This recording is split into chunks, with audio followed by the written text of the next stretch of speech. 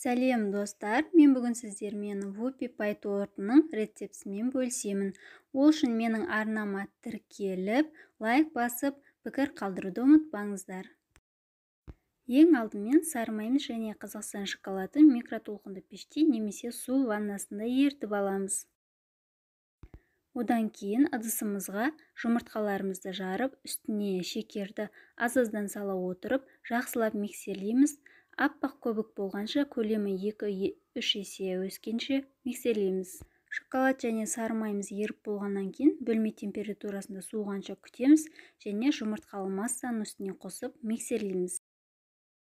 ұн, какао разрыхителімізді електің үстіне салып, 2-3 бөлікке бөліп, массаның үстіне салып, миксерлейміз. Толық миксерлеп болғаннан кейін пергамент қағаздарына өзімізде керек диаметрде сызып аламыз да, кондитерлік қапқа 3 бөлікке бөліп, қамырларымызды жайып шығамыз.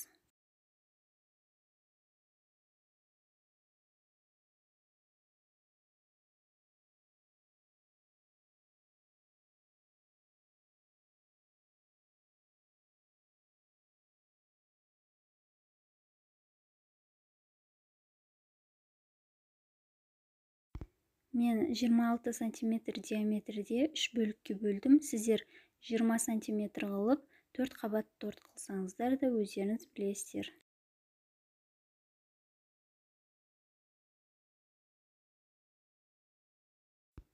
Енді крем дайындаймыз. Ол үшін бізге сливки, творожный сыр және қант керек болады. Алдымен творожный сыр мен қантты жақсылап біріккенше миксерлейміз. Оның үстінен сливкиді құйып, тағы жақсылап өз формасын ұстайтындай крем жасаймыз.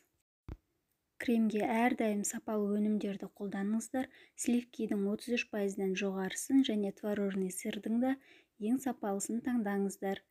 Достар, дәл осы рецепт оригинал торттың рецебі. Вип-пактан растительный масладан жасалған сливкилерді, капля шоколадтарды пайдаланбауды ұсынамын, себебі ол өзіміздің денсаулығымызға зиян. Әрі заказға жасасаңыздар да клиенттерді көңілінен шықпайды. Кождарды пергаментімен тек суғаннан кейін ғана шығарамын. Ең үлкенін ең астына қоямыз және ең кіші кожды ең бетіне қоямыз. Сонда бетіне шоколад жаққанда әдемі көрінеді. Енді кремімізді кондитерлік қапқа салып, кождарымызды жинаймыз.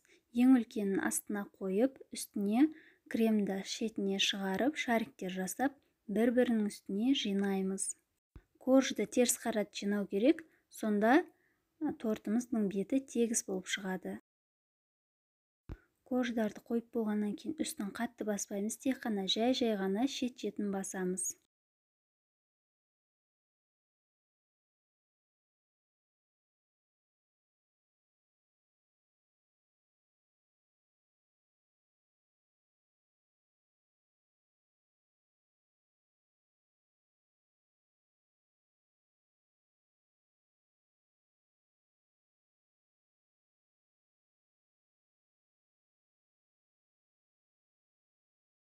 Мен бұл тортты заказға жасағандықтан, осында силиконовый молдқа клиенттің атын жазып, туылған күнімен құттықтап жаздым.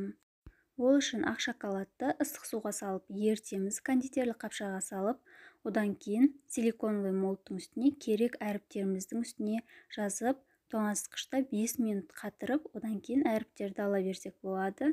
Енді тортымыздың бетіне шоколадный пачоки жасаймыз. Ол үшін сливки, сары май және Қазақстан шоколадын әрқайсысын 50 граммнан алып, су ваннасында ерітіп алдым. Ең бірінші шет-шетіне жағып, пачокиларды ағызып аламыз. Одан кейін қалған шоколадты ортасына жағып, бір тегіс етіп жағып шығамыз. Бетін өзіңіздің қалауыңыз бойынша әсемдесеңіз болады. Мен бетіне фруктылар және шоколад қойып, бетін ортасына атын жаздым. Дәл осы рецепт бойынша 1,5 килограмм Whoopie Pie торты шығады. Сіздер де жасап көріңіздер. Видеоны соңына дейін қарағандарыңыз үшін рахмет. Менің арнама тіркеліп, қоңыраушаны басуды ұмытпаңыздар. Сау болыңыздар.